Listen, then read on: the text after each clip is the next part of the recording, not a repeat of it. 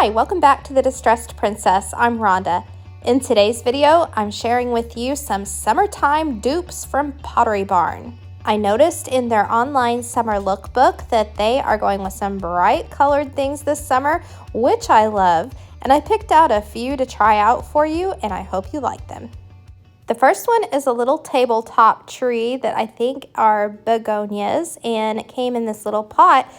However, it shows a picture of it in a bucket, and I liked the bucket better. So for $79, that's a pretty steep price for a tabletop decoration in my opinion. So off to the Dollar Tree. And at the Dollar Tree Plus, they have this $3 citronella candle in a bucket. But I know they also sell these types of things at the Dollar General store and the Family Dollar. So I thought it was going to be perfect because I could go out in the yard and find a good stick, a good sturdy stick, and it can plant down in the middle of this candle, so there's already material in the bucket so that my stick can stand up and be supported. And then I needed some begonias. The flower selection at my Dollar Tree was really picked over from Memorial Day, so I actually got these half price at Michael's. The plan is to drill some holes into the stick so that the flower stems can go down inside and make a tree. So I had to find a drill bit that was about the same size as one of the plant stems, and I'm going to cut these apart. I bought 3 bunches of them. You go by however big your stick is, but yeah, find a drill bit that's about the same size as the individual flower stems. Count your stems before you drill your holes so you know how many to make. I had 15 and I kind of drilled them in at an angle.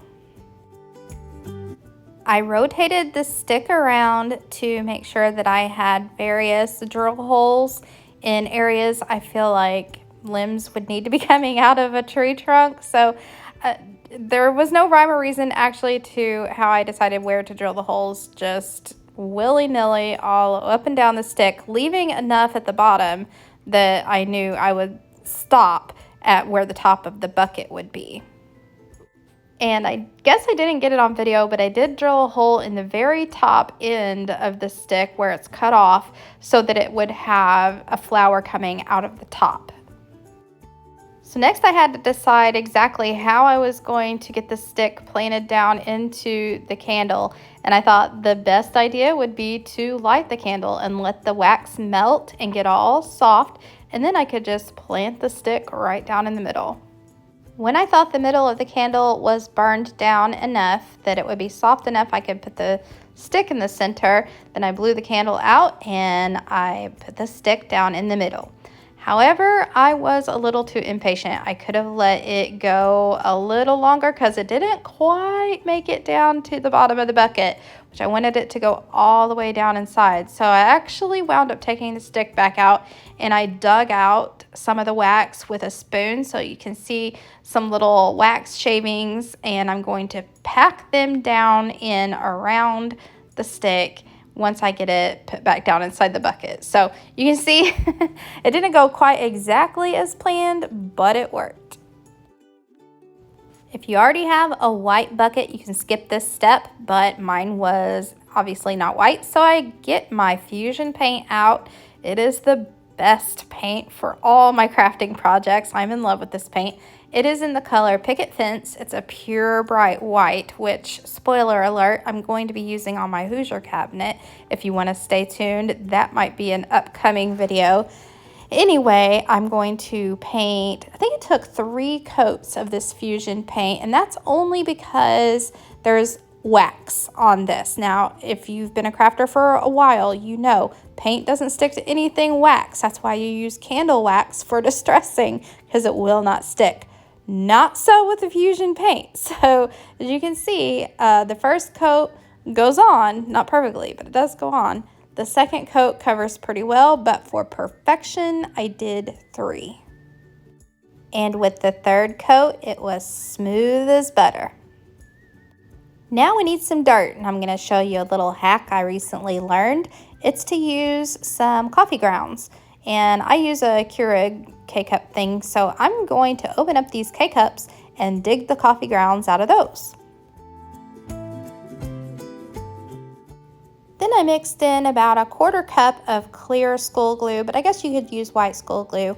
And that is so that the coffee grounds will stick and get hard once I get them packed down and on top of the candle.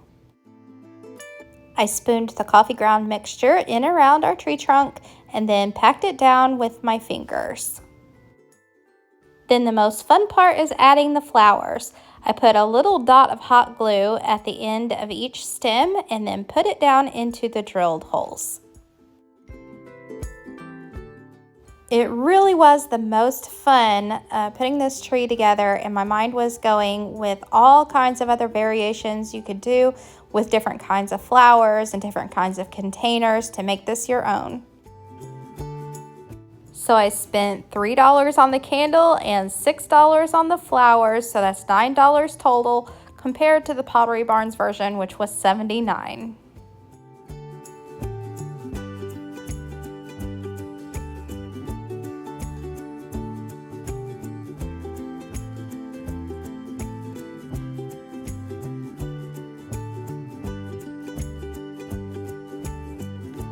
The sponsor of today's video is Costway, and they are having a sale for summer on all of their cooling appliances. They sent me this neat ice shaving machine to review, and I'll give you my honest opinion on how I think it works. Here it is, right out of the box, everything already assembled. It's a pretty big machine, bigger than my Keurig coffee pot that you see back there in the background. But I like that on the front it has its operation instructions. It's really simple to use. It has this drain plug, so when ice gets down in there and melts, the water can be drained out. Of course, up top you have the lid where you put the ice in, and inside are the blades that will shave it.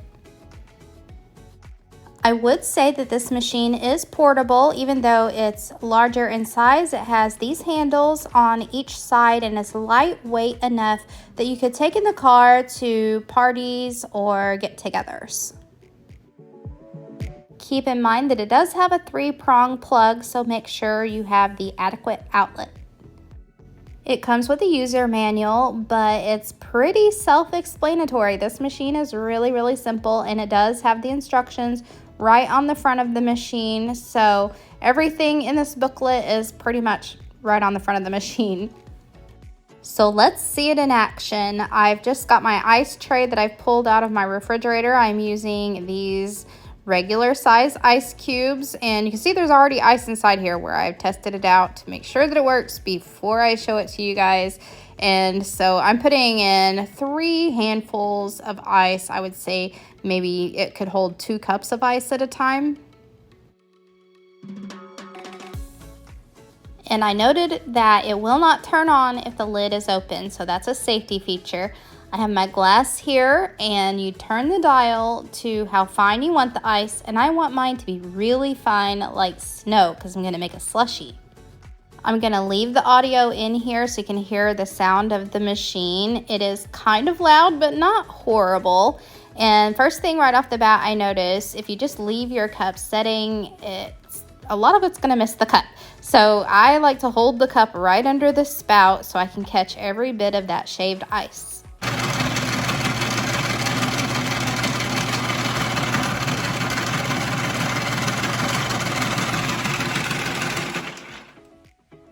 Okay, so it looks like it did pretty well, and I'm going to show you the texture of the ice. It is really fine, like snow. You could actually pack this and make a snowball.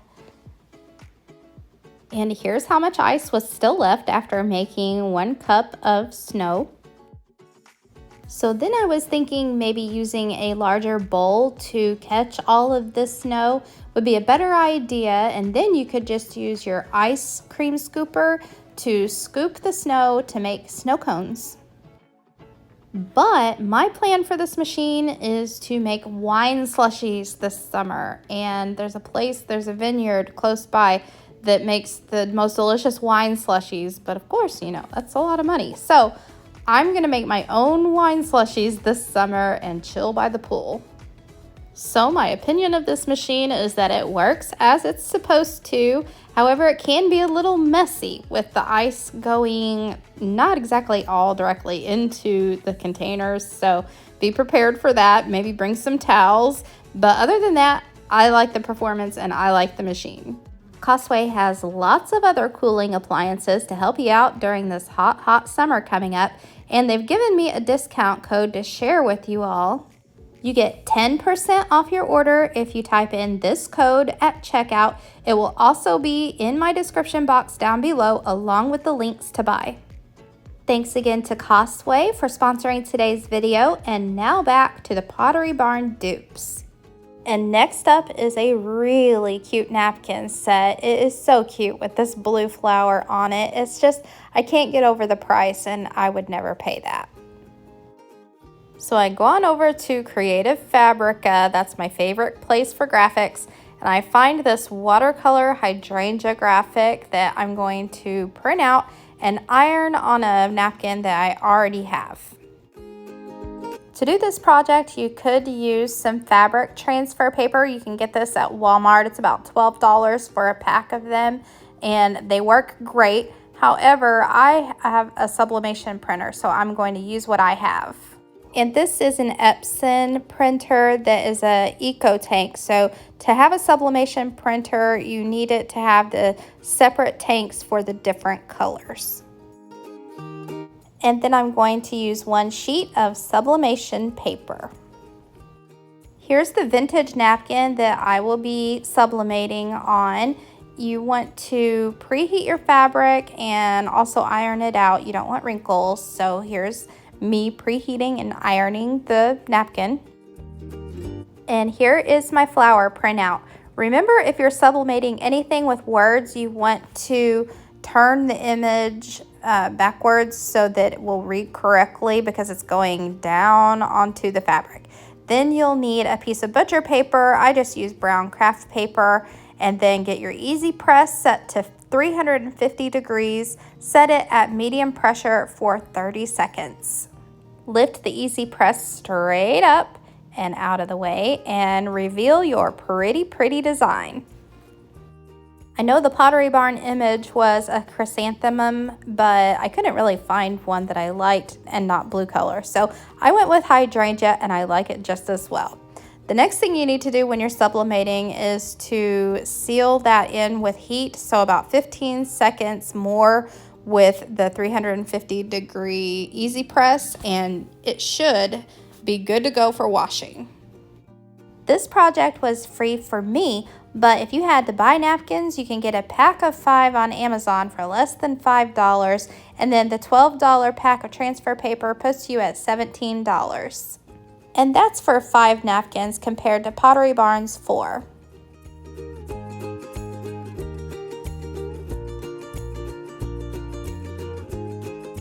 Now here we have a summer pillow. Who doesn't love lemons? And I especially love the little extra touches of blue color in this pillow. So here's the price of the Pottery Barn version, and guess what? The Dollar Tree has their summertime lemon collection out right now, and they have these placemats.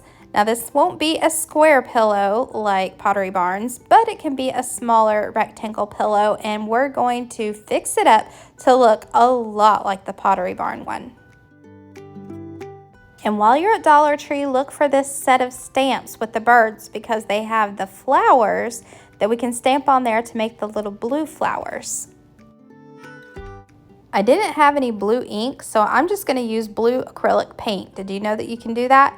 You can if you're really careful. So I'm using the color Cobalt Blue, and you just put a little tiny bit down on a paper plate and then use a paintbrush to thin it down, and then put your stamp right down into the paint and onto the fabric. The Pottery Barn version also had some pink flowers, but I didn't want to add any pink to mine. I just wanted yellow and blue, so I'm just going with the blue flowers, but you do the pink ones too if you like. After the paint has dried, now we're going to turn this into a pillow.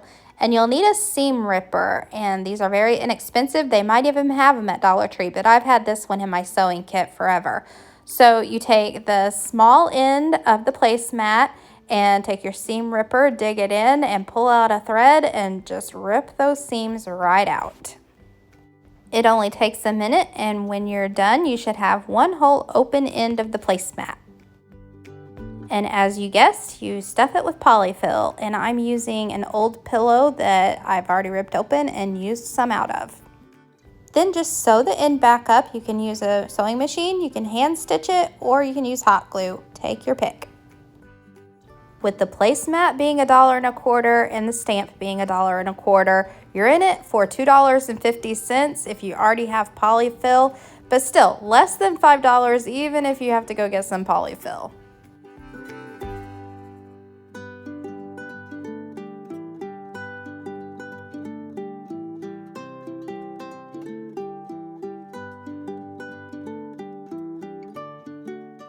And the last Pottery Barn dupe today is a hurricane glass candle holder. And you can see here there are different sizes. The large one was $80.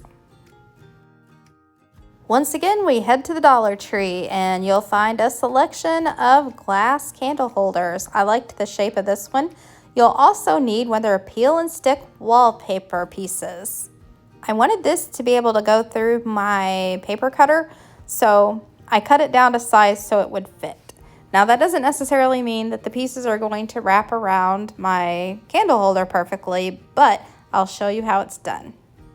Now that it's a perfect fit for my paper cutter, I'm gonna cut some tiny little pieces, only up to the first little line in between my two fingers that you see here. I'm going to cut a piece that wide. And here's the tiny little strip of paper that this makes, but you're gonna do a whole bunch of them, however wide you want your band to be around your hurricane glass, and it's going to mimic the rattan that's on the Pottery Barn piece. Then just peel the backing off of the wallpaper and start applying it. The first one is the hardest. You want to try to get it as level around that round hurricane candle holder as you can. But after the first one is on, the rest is gravy. Then continue to just peel and stick your strips of paper all around the hurricane glass. Now, as I said before, my pieces don't reach all the way around, so I have gaps. So then I just cut little pieces and cover those up. And any pieces that weren't exactly touching, I covered those up too. So I had kind of multiple layers of my strips of paper, but that was fine by me. I also picked up a bag of white sand and a little pillar candle from the Dollar Tree to put inside. It's not exactly the same colors, but for this look, I only paid $5.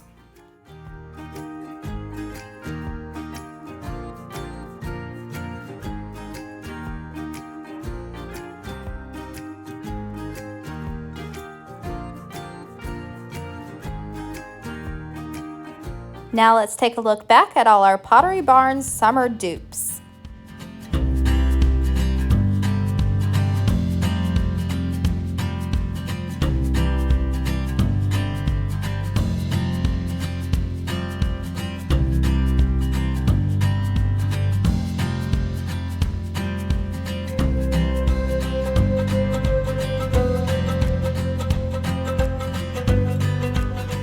Time for a cute cat video. This is what the little furry britches was doing while I was crafting this week.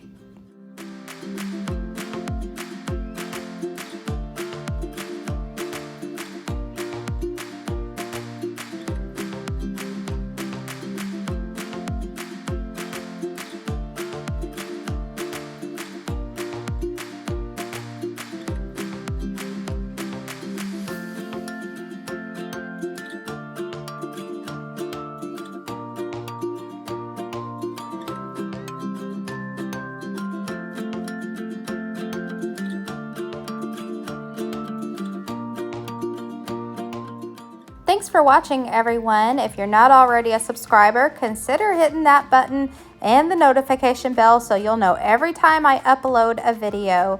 If you want to see more DIY crafty fun, here is a playlist of all of my dupes that you can enjoy now. Have a nice day. Bye!